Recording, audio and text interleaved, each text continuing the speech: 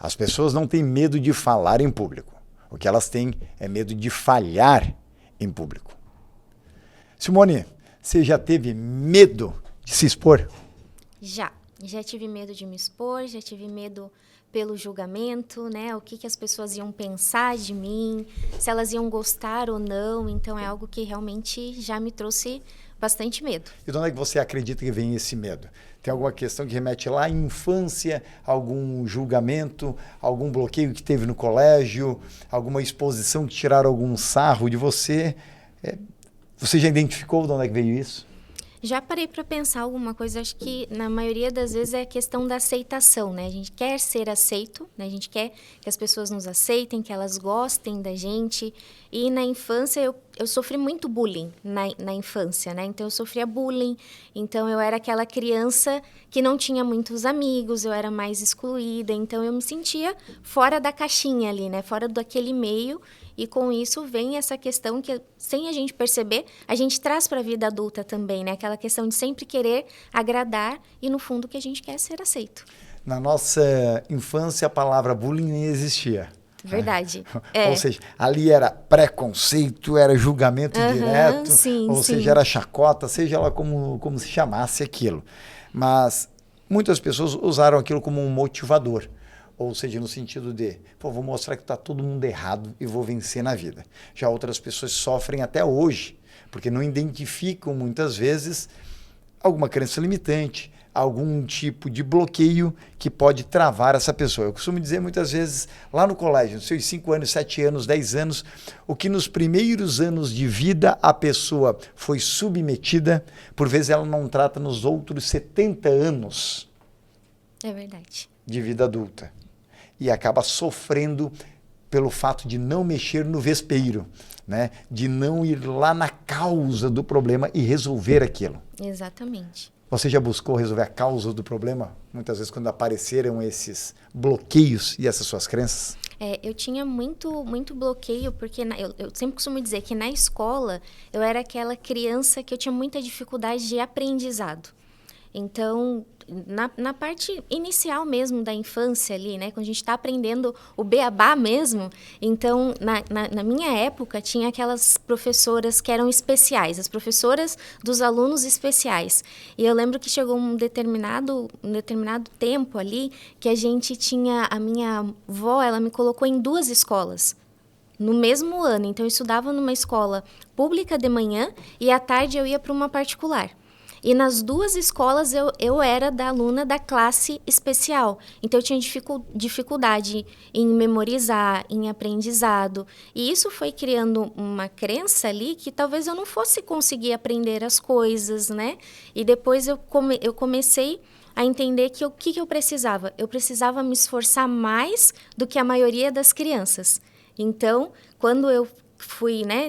Aí fui pro colegial, né? Depois, quando eu fiz faculdade, então eu falo, eu nunca fui aquela aluna que era a CDF, que aprendia tudo com muita facilidade. Mas o que eu percebi é um padrão, que é um padrão meu, que é um dos meus valores, que é superação. Então, eu tinha que me superar. E todas as vezes que eu fazia, que eu entendia que eu tinha, assim, uma dificuldade, então eu tinha que estudar mais do que a maioria precisava, só que quando eu me esforçava um pouco a mais, eu sempre me destacava, eu sempre tirava as melhores notas, mas tinha que ter um esforço. Então, eu entendi que sim, eu tinha uma dificuldade, mas eu podia vencer aquilo, né? Eu não parei naquele lugar ali da dificuldade e fiquei ali. Ou seja, a disciplina pode vencer o talentoso. Isso. O disciplinado pode vencer o talentoso quando o talentoso for preguiçoso ou procrastinador. E outra questão que eu costumo dizer é que a dor do arrependimento sempre é maior do que a dor da disciplina. Porque muitas vezes a gente acaba não iniciando determinada atividade que poderia nos gerar um sucesso lá na frente apenas por um benefício imediato. No que você mais procrastinou na sua vida e que você teve que dar um clique assim, tipo, caramba, Dal Bosco. Ali, tipo, foi ou um banho de água fria ou um ponto de virada na minha vida profissional e pessoal que eu falei assim, não dá mais para ser assim. Foi o momento que eu precisei olhar para mim. Porque a gente vai empreendendo, a gente vai trabalhando, vai buscando muitas coisas e às vezes a gente se abandona. Eu, Simone, né? Então, inclusive, o ano passado eu passei um momento muito difícil um momento de depressão, que eu acordava chorando, então eu não via um propósito, sabe? Assim, como se eu tivesse perdido o meu propósito. Quando a gente perde o propósito daquilo que a gente faz, a gente não tem força, né? A gente não consegue caminhar. E o que aconteceu? Eu cheguei a um momento que eu não conseguia. Eu estava fazendo terapia, eu estava tomando medicação, e aí eu entendi, assim, que eu precisava olhar para mim.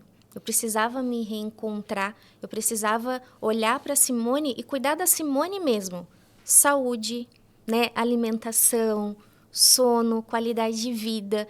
O que virou a minha chave, assim, foi assim, incrível quando eu consegui mudar essa chavinha, foi quando eu entendi que eu não ia conseguir tocar uma empresa, eu não ia conseguir tocar um projeto se eu estivesse abandonada, se eu não estivesse cuidando de mim. Então, quando eu consegui cuidar de mim, quando eu consegui olhar para mim, tudo fluiu, sabe? Tudo conseguiu ter um sentido e as coisas foram sendo colocadas no lugar. E eu procrastinava isso. Eu procrastinava a questão da minha saúde, eu procrastinava fazer atividade física, eu procrastinava o meu desenvolvimento pessoal, né? Como pessoa mesmo, assim, eu não investia na Simone. Eu investia na empresa, eu investia na questão dos meus projetos que eu queria profissional, mas eu não conseguia entender que uma coisa é ligada com a outra, né? E se a gente quer ter sucesso numa área profissional, a gente precisa olhar para a gente primeiro, né? O pessoal, a questão principalmente da saúde, isso fez muita diferença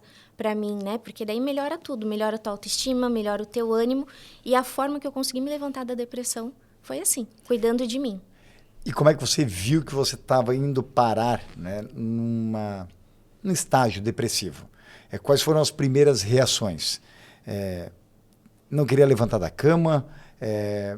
A atividade que você fazia já talvez não lhe motivava mais? Uhum. Onde é que foram as primeiras reações? Ou você detectou, né, ou pessoas ao seu entorno começaram a lhe avisar. Simone, tem alguma coisa estranha. Uhum. Como é que foi o seu caso? Eu comecei já a perceber com um nível de ansiedade um pouquinho maior, então eu ia dormir, acordava com o coração acelerado, e eu comecei a falar, opa, tem alguma coisa errada. Mas sabe, tipo, aqueles compromissos que são simples, que eu gostava de fazer, aquelas coisas que Como por exemplo? Eu amo o meu trabalho, então para mim não tinha dificuldade. Claro que tem dias que a gente tá cansado, não tem vontade de muitas vezes sair para trabalhar, mas a gente tem as responsabilidades, a gente vai.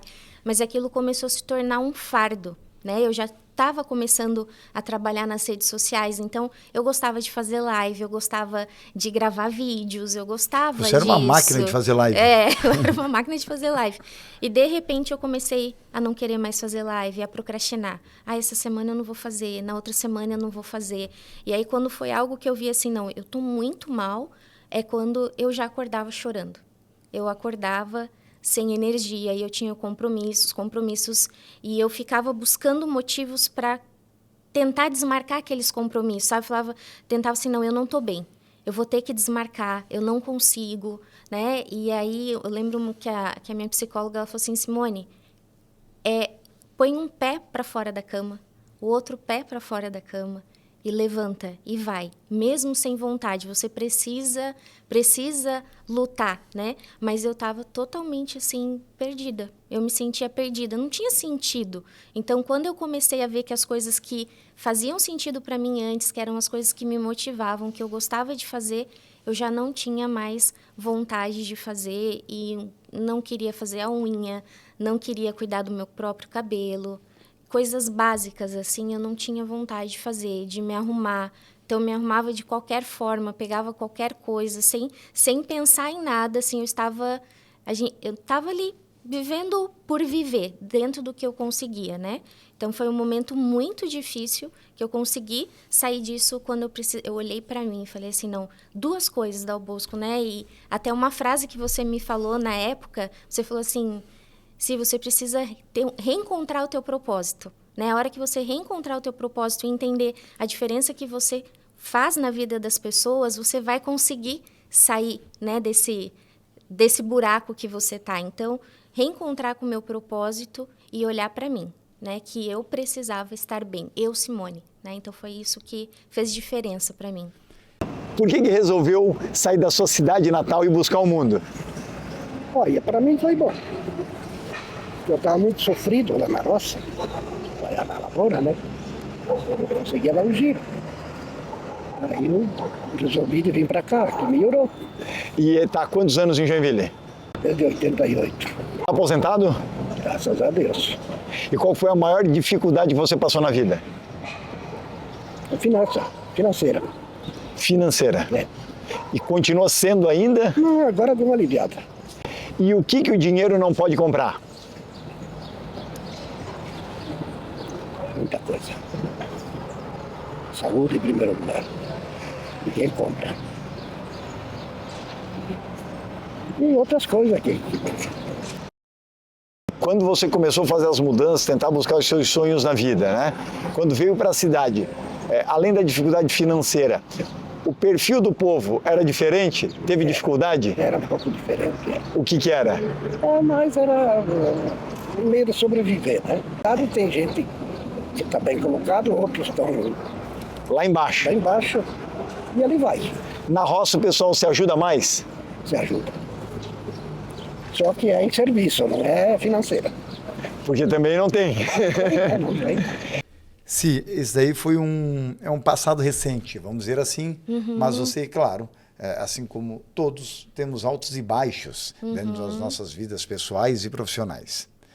Mas agora vamos pegar um fato, né? Um fato.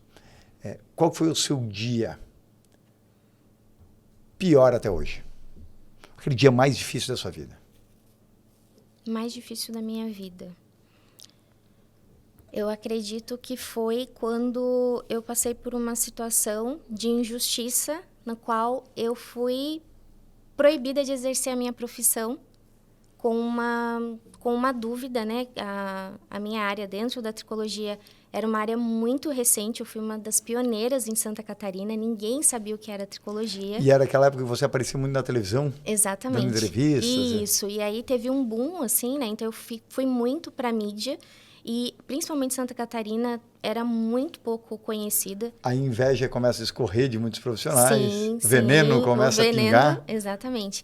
E, para ter uma ideia, eu fiz uma formação que eu fui a número 278 no mundo com essa formação. No mundo inteiro, eu fui a 278, se eu não me engano, a profissional com esse tipo de formação, que eu consigo atuar em 20 países da Europa, né, em outros países. Então, era algo muito novo, muito, muito novo no mundo. E no Brasil mesmo, fui uma das pioneiras. E aí, quando eu comecei a aparecer muito, sem ter uma base de conhecimento, né, então surgiu a dúvida.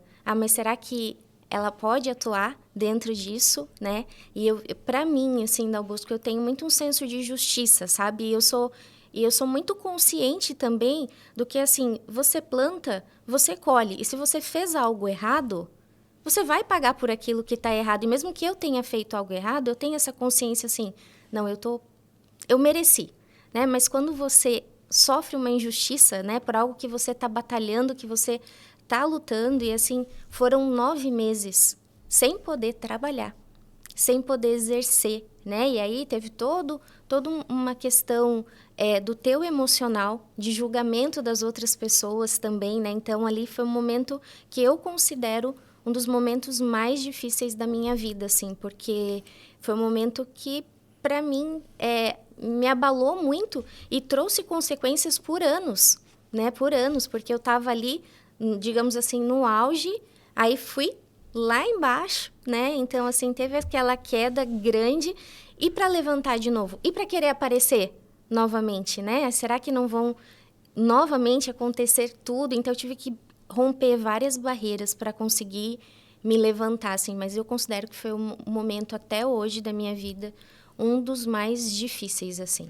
E quem julga, geralmente está lá, sentado no sofá, observando o parquinho pegar fogo. Exatamente. O maior prejudicado, e as sequelas disso, claro, que vai ser o profissional. E eu me lembro que, na época, você abriu o mato, vamos dizer assim. Isso. Porque vamos considerar que, não que a tricologia é algo recente, mas você participou da tricologia moderna no Brasil. E o avanço da biomedicina indo também para essa área um pouco mais comercial. Sim. Né? Que a gente bota isso 10 anos para cá. Né? Antes Isso não se ouvia falar tanto mesmo porque não tinha o advento das redes sociais que fariam com que o boom do conhecimento da informação fosse pulverizado. E antes essa característica estava muito dentro da área médica. Isso. Né? E quando vieram os biomédicos avançando para esse mercado, aí deu um embate, né? Sim. E que causou, né, um certo ciúmes aí em diversos profissionais. Agora, se você tem os dias ruins, né, você também tem os dias de êxito aqui. Mas dentro desse aprendizado que tentou lhe colocar lá no chão e depois você se reergueu, o que você aprendeu então que faz com que você fique de bem com a vida, né? Com a sua vida e de bem com as outras pessoas? O que então lhe motiva para continuar de uma forma positiva e não ter se entregue lá no passado?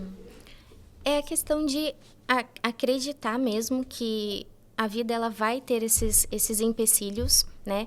E eu consegui entender que quem está desbravando é quem vai levar mais pancada. Não adianta, é o que sofre mais, né? Hoje, o Conselho de Biomedicina reconhece a tricologia como sendo área da biomedicina. Conselho de Farmácia também reconhece a tricologia. Outros conselhos já é uma área multidisciplinar, na época não.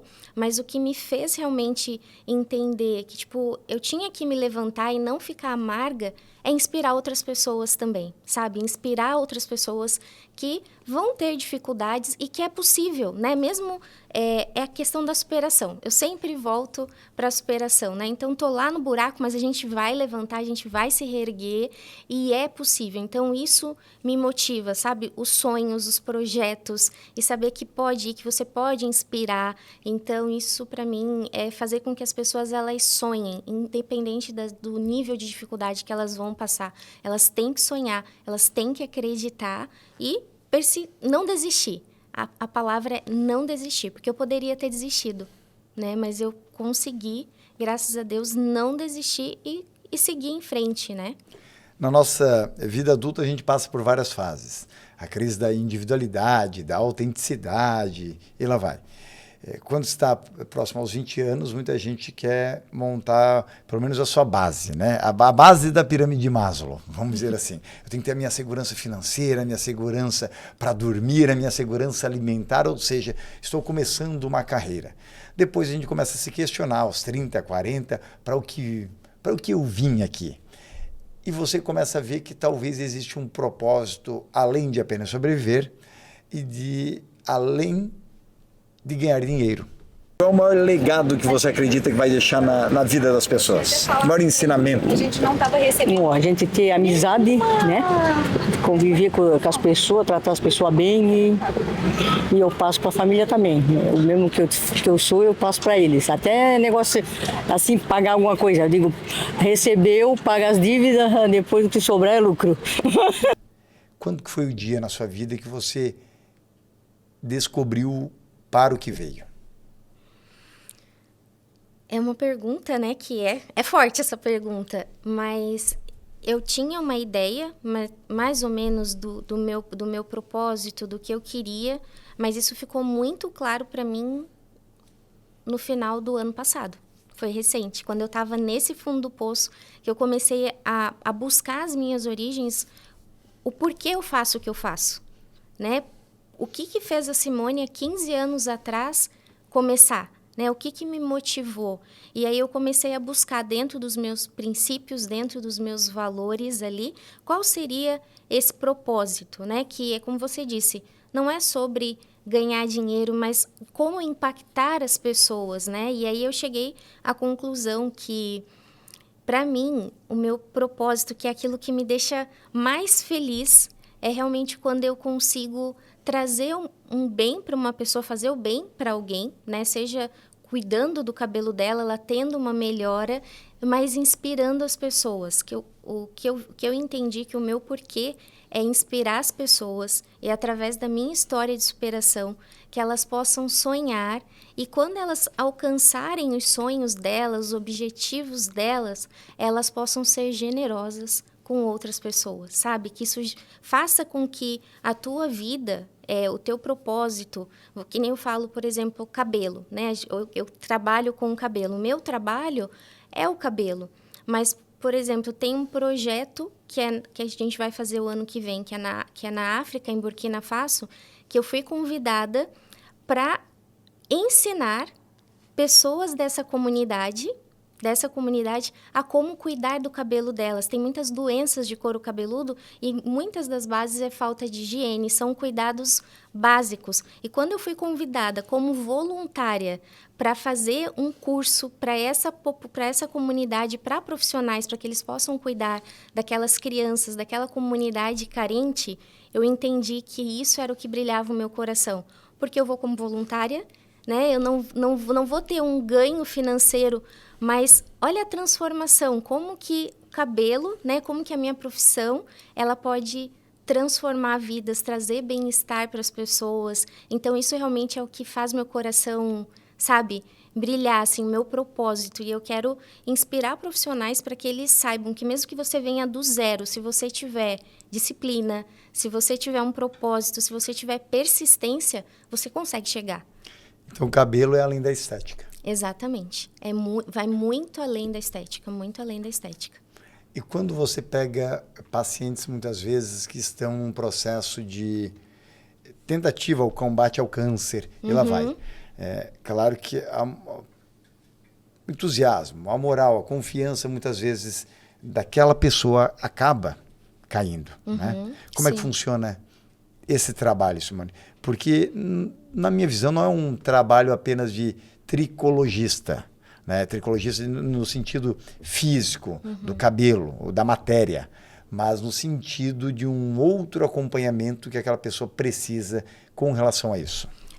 Vai muito a questão emocional, né? Então, tem pesquisas que elas apontam que, principalmente a mulher, quando ela se depara com um diagnóstico de câncer, né? Que o médico dá esse diagnóstico de câncer para ela, uma das primeiras dores que vem é: eu vou perder o meu cabelo. É o primeiro impacto.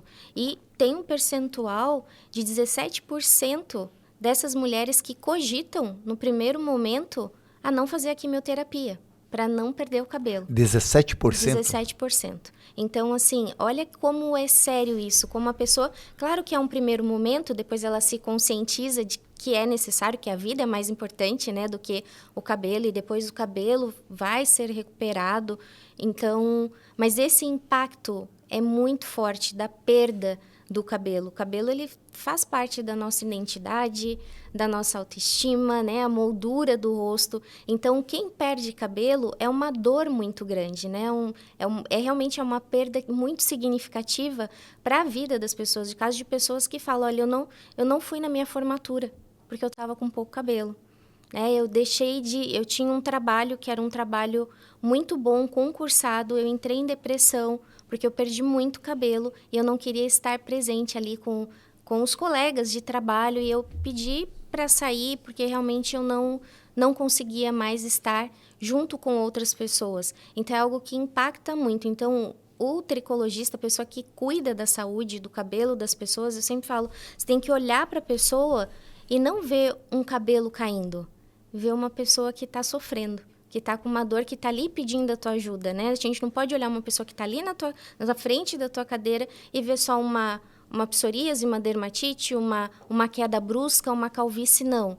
Olha para a pessoa, enxerga ela dentro da dor que ela sente por estar passando por aquela situação, né? Isso é realmente a questão de você ter esse papel como tricologista mesmo, acolhimento e empatia. São duas palavras assim que resumem muito o nosso trabalho: acolhimento e empatia. Simone, há pouco você falava a respeito das suas origens, né? Sim. E se não me engano, você vem de um processo adotivo, eu não sei se pode se chamar com este termo no seu caso ali, mas compartilha aqui conosco o que há de melhor e o que há de pior na vida nesse tipo de situação. O que você aprendeu com isso? Tá, para mim, eu considero como uma adoção, né? Não foi uma adoção que foi de papel passado, como a gente diz, né? legalizada, né? Mas foi uma adoção que me ajudou, né? Me resgatou num momento muito difícil mesmo para sobrevivência. Então, nesse caso, chegou em caso de sobrevivência mesmo? Sobrevivência, porque quando a minha mãe adotiva, né, ela me encontrou, eu estava numa situação que eu tinha 7 meses, então eu estava num berço e eu passava o dia inteiro nesse berço, porque os meus irmãos, o mais velho tinha diferença de 6, 7 anos, né, de diferença de idade, e meus pais saíam para trabalhar cedo, não tinha com quem deixar as crianças, deixavam meus irmãos com uma mamadeira para eles me darem durante o dia. Eu ficava no berço, eles não me davam mamadeira porque eles tinham fome, então eles tomavam aquela mamadeira. Eu ficava o dia inteiro no berço sem ser trocada, sem ser tirada do berço, né? Então com fome. E quando essa senhora me encontrou nessa condição, eu estava com escaras, né? Porque eu não era movimentada. Eu tinha muitas feridas no couro cabeludo e praticamente, assim, uma situação muito difícil, muito... sem nutrição, né? Então, eu estava numa situação muito, muito grave. E ela falou para minha mãe, olha, se não levar ela, não fizer algo, deixa eu levar ela para cuidar, porque essa menina vai morrer, ela não vai sobreviver. Então, para mim, a adoção, ela foi... me salvou, assim, foi considero o meu primeiro resgate, assim. E como foi uma adoção que meus pais sabiam onde eu estava, então, para mim, inclusive essa questão do cabelo é interessante, que parte da adoção, que muita gente fala assim, a sua dor, às vezes, vai ser aquilo que você vai transformar a vida de outras pessoas, né? E eu conversando com a minha família adotiva, eu falei, mas eu não entendi por que eu vim parar com essa história de cabelo, porque eu nunca tive nenhum problema com o meu cabelo, do meu cabelo. Aí essa minha tia falou assim, como não, Si? Teu problema maior na infância era o cabelo. Aí eu até sabe assim, levei um choque, falei, mas como assim o cabelo? Porque eu, em uma família, né, família portuguesa, então todo mundo na família tinha cabelo liso. Todo mundo tinha cabelo liso e eu tinha um cabelo bem crespinho, bem crespo, e eu queria ter o cabelo que balançasse. Então, eu lembro que minha tia falava que eu colocava camiseta na cabeça para balançar o cabelo, e eu fiquei refletindo sobre isso. Mas por que eu queria o cabelo que balançasse? Porque, na verdade, eu queria fazer parte daquela família. Era um sentimento de pertencimento. E eu era diferente, né? Porque eu era negra com o cabelo crespo. Na época falava que tinha um cabelo duro, né? A gente usava esse termo antigamente, um cabelo duro. Então, eu via assim como o cabelo, para mim, naquele momento, ele era um papel de pertencimento. Então, olha a importância. Eu queria fazer parte daquela família, me parecer como aquela família. E é engraçado que eu cresci com o show da Xuxa, né? Na época do show da Xuxa. E eu falava assim, eu quero ser Paquita, eu quero ser Paquita. A nave da Xuxa. Eu queria a nave da Xuxa, o café da manhã que tinha na Xuxa, né?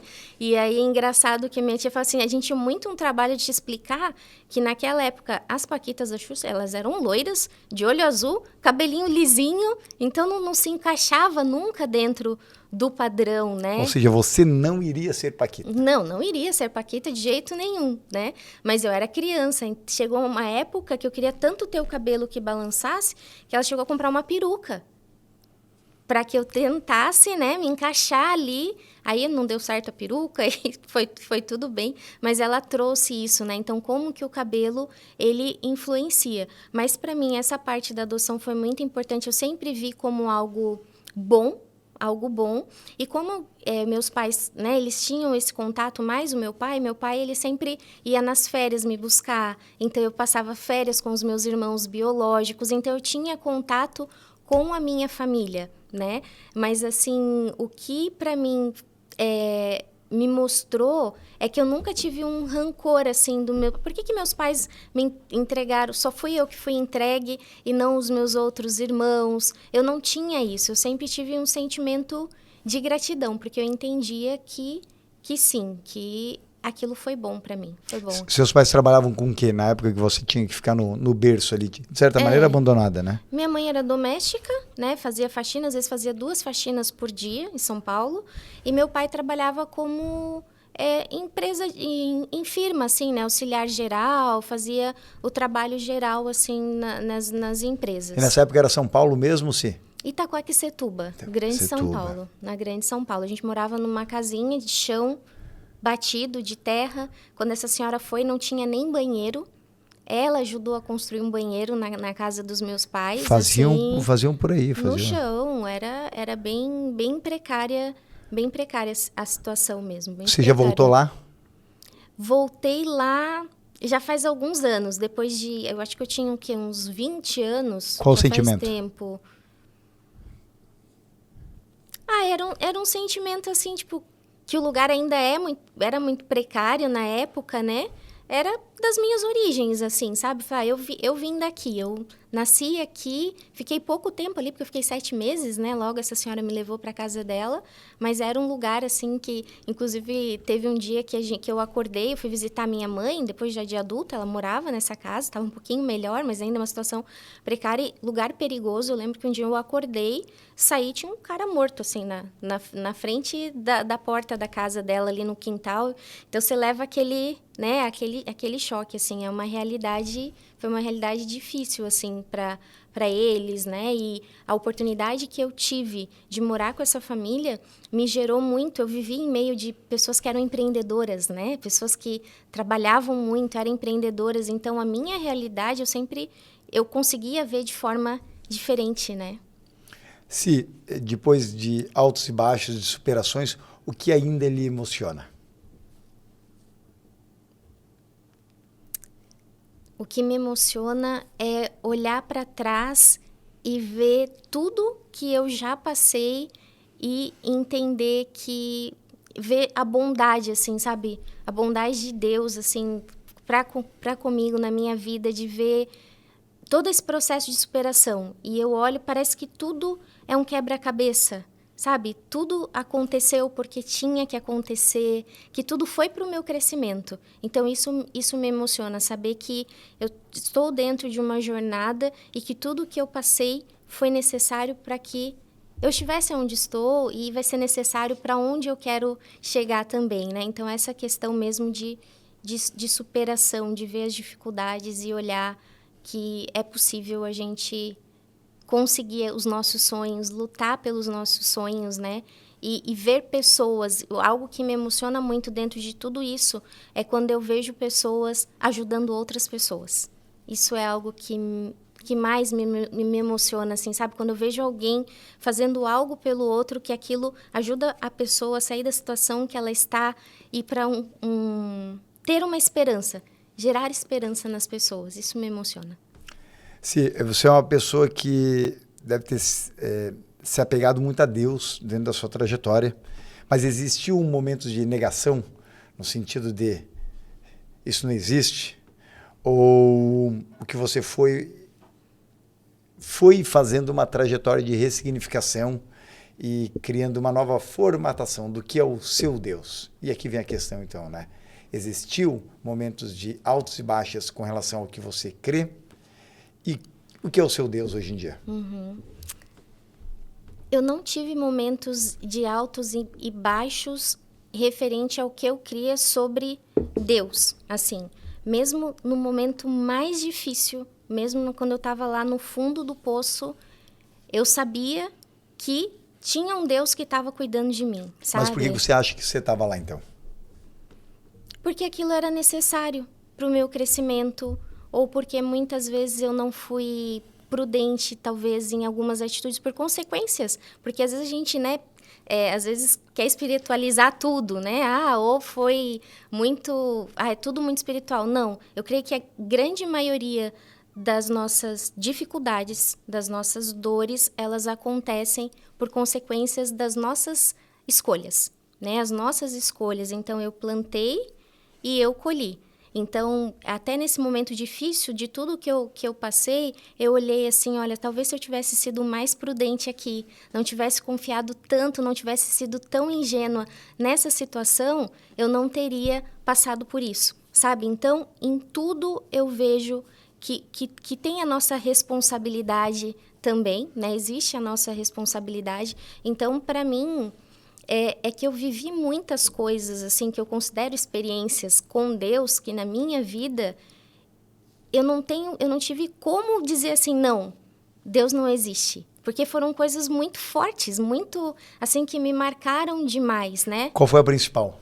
A principal foi um dia que eu fui saí com uns amigos, tinha 13 anos, uns amigos, a gente estava naquela fase de roller, de andar de roller, né, de patins ali, e eu não tinha o roller, e uma amiga ganhou um roller e ela me deu um patins, aqueles Big Jog, que era aqueles de 4 rodas, pé maior que o meu, o dela. Ela falou assim, Simone, eu ganhei, usa esse daqui para você andar com a gente. Então, eu amarrava com um monte de barbante, com um monte de coisa ali o meu pé, amarrava ele e ia andar com a galera, andava igual. Eu era uma das melhores patinadoras, com patins maior, estava tudo certo. E aí, um dia, eles chegaram lá em casa, então era tipo, saía interior de São Paulo, Mojimirim, interiorzão de São Paulo, verão. Chegaram lá uns 7, 8, bateram na porta. Simone, vamos andar de patins? Vamos. mas a gente vai na sorveteria chupar um cascão. Vamos tomar cascão. Vamos. Custava R$1 o cascão. Aí eu fui lá pro meu pai. Pai, o senhor tem R$1 para tomar cascão? O pai falou, filha, o pai não tem. Aí eu cheguei e falei, gente, não vou porque meu pai não tem. Aí eles falaram assim, não, sim, mas vamos lá na sorveteria, a gente vai pegar o sorvete e a gente vai sair vamos sair andando. Eles queriam a gente ir de um bairro para o outro de patins. E aí eu falei, então vamos. Aí a gente chegou na sorveteria do bairro, e Sonho de Verão, o nome da sorveteria, não esqueço. E a gente sentou na calçada, assim, eu sentei na calçada, eles entraram, tinha um poste. Então eu encostei, assim, no poste ali, e todo mundo entrou na sorveteria para comprar o sorvete. Eu lembro que estava uma noite estrelada. Eu sempre fui uma pessoa que eu gosto muito de ficar olhando. Eu acho lindo o céu estrelado. Então, eu peguei, assim, encostei e fiquei olhando, né, para as estrelas e tal. E o povo demorando. E cadê esse povo que não vem? Aí, quando eu olho, tava todo mundo sentado, tomando sorvete. E eu lá na calçada, na guia, sentada. E eu lembro que eu estava olhando para o céu, assim, aí eu peguei... E aí, correu a lágrima. Assim, né? E aí, aquele dia, eu falei assim, Deus, olha para o meu pé.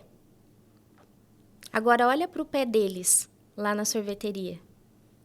Esse patins é maior que o meu pé. Ele tá todo estragado. Eles têm patins novo, eu não tenho. Aí eu falei assim, Deus, e olha para minha mão. Olha para a mão deles. O senhor tá vendo que na mão deles tem um sorvete? E na minha não tem. Só que eu sou criança e eu tenho vontade de chupar sorvete. E eu li uma história no gibi da Mônica que tinha o gênio da lâmpada.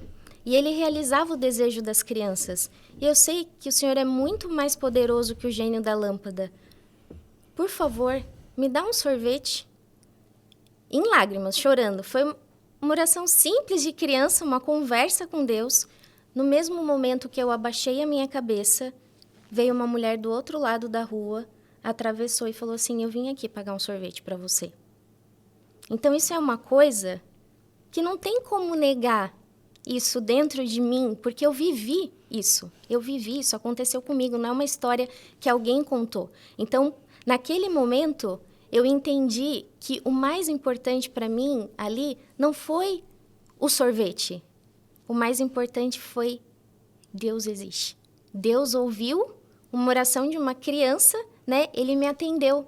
E aquilo para mim foi o principal, sabe? Saber que Deus estava cuidando de mim. E uma semana depois, um irmão que nunca me deu uma bala, ele nunca me deu nada na vida, ele chegou com patins roxo, com verde fluorescente, que era a cor que eu queria, do meu número, um roller, e falou assim, olha, eu vou te dar esse patins de presente. E me deu patins. Então, mesmo que eu passe por muitas dificuldades, eu não tenho como negar no meu coração, sabe, assim, porque eu vivi coisas que foram surpreendentes em relação à minha fé, né, o que eu acredito. Apesar de que era a matéria que estava sendo dada ali, mas na verdade tinha outra coisa que você acredita por trás disso. Exatamente. Se você pudesse mandar uma mensagem, um e-mail, um SMS, um WhatsApp para Simone de 20, 30 anos atrás, que mensagem você mandaria? Tipo assim, acorda na vida porque tal coisa vai acontecer. Oi, não vacila em tal eixo aqui da sua vida profissional ou pessoal, porque vão tentar te passar a perna. Qual é o tipo de mensagem que você mandaria? Não acredite em todo mundo. Não acreditem em todo mundo. As pessoas não... Existem pessoas más. não queira ser boazinha demais, agradar a todas as pessoas e seja menos ingênua. Assim, não seja tão ingênua. Não, acho que é questão de ingenuidade. Não seja tão ingênua, não acredite nas pessoas. Não é todo mundo que quer o seu bem, né? Não é todo mundo que quer o seu bem, mas prossiga, né? Não perdendo os teus valores, os teus princípios, prossiga crendo, né? Acreditando, lutando, e eu acredito que seria isso. Qual foi o momento na sua carreira que você mais colocou dinheiro, tempo, energia e mais se arrependeu? Mais se arrependeu? Deixa eu pensar. Foi quando eu quis criar um curso online. E eu queria criar esse curso porque eu queria ficar rica. Eu queria ficar rica em um mês. Eu queria vender 20 mil cursos, né? Eu fiz uma conta lá, eu quero vender 20 mil cursos. Em 2 meses a gente vai vender 20 mil cursos. Não era 6 em 7, era Não. 8, 9 em 7. É, exatamente. Viu? É. Tem umas figuras aqui no bastidor, né? Uma figura que faz todo sentido na vida da Cia, que está fazendo assim com a cabeça. É verdade. Então, nesse dia, né, eu entrei numa vibe, assim, que estava todo mundo vendendo curso. Eu falei, não, eu também quero vender o curso. E aí eu criei, fiz uma super produção. 2018, 19? Foi, né? Aí desenvolvi, fiz uma produção de um vídeo e investi em marketing, tudo. E aí foi uma frustração total, né? Foi uma frustração total. Claro, não ia dar certo mesmo. Só que eu não tinha essa... O que eu amadureci, né, para hoje entender, o meu foco não estava em ajudar as pessoas. O meu foco não era entregar algo que fosse transformar a vida das pessoas. O meu foco era única e exclusivamente ganhar dinheiro. Agora, falando em dinheiro, novamente, onde é que você botou tempo, energia e dinheiro na sua carreira até hoje e que mais fez sentido? Tipo, caramba, ali valeu a pena e eu recomendo para você que está me vendo assistindo. Foi quando eu realmente quis empreender na tricologia, quando a gente montou as clínicas, né? Então ali foi o dinheiro que a gente nem tinha, a gente investiu, mas era com um propósito, né? O propósito era ajudar as pessoas, era ser um instrumento realmente de transformação para as pessoas. Então ali vale a pena, quando a gente faz algo buscando um propósito, né? Então eu tenho algo que eu quero ter um propósito dentro daquilo, algo maior que vai ajudar as pessoas, aí você vê que a coisa flui, né? Porque não é algo, costumo dizer, não pode ser algo que vai parar só em você. Eu acredito que aquilo que é bom, ele se expande, né? Ele vai transformando tudo que está ao teu redor, as pessoas vão sendo transformadas, as pessoas vão sendo inspiradas também. Então, foi realmente na clínica. Só que a gente pode começar com um propósito certo. O problema é que, às vezes, a gente se perde. Então, justamente quando eu comecei a me perder nisso, foi quando eu comecei a adoecer, comecei a cair. E aí, quando que eu comecei a me levantar novamente? Quando eu voltei para o propósito, quando eu entendi o que precisava ser feito. Se, para a gente encerrar, me dá um spoiler. O que vem na sua vida daqui para frente? Então, agora a gente está trabalhando bastante com a questão de profissionais, mentoria, para profissionais, justamente com essa questão de propósito, né? Então, a gente tem uma mentoria que vai acontecer em dezembro, em Florianópolis, 9 e 10 de dezembro, que são tricologistas, né? Com o propósito de ter tricologistas de alto nível, no sentido não só técnico, mas na questão de ter essa motivação de propósito, de transformar a vida das pessoas. Construir um legado. Construir um legado, exatamente, né? Porque eu faço o que eu faço. Como eu consigo fazer com que isso gere transformação na vida das pessoas, trazendo uma pegada também mais de empreendedorismo, de posicionamento de marca, trazer a experiência que eu tenho, né, de 15 anos, tudo que eu fiz de errado, o que deu certo, o que não deu, porque eu vejo que falta isso muito, principalmente na minha área, na área da saúde, na área da tricologia, principalmente as pessoas são muito técnicas, né, e elas esquecem a outra parte que é tão importante, que é a pessoa, é o posicionamento de marca, é você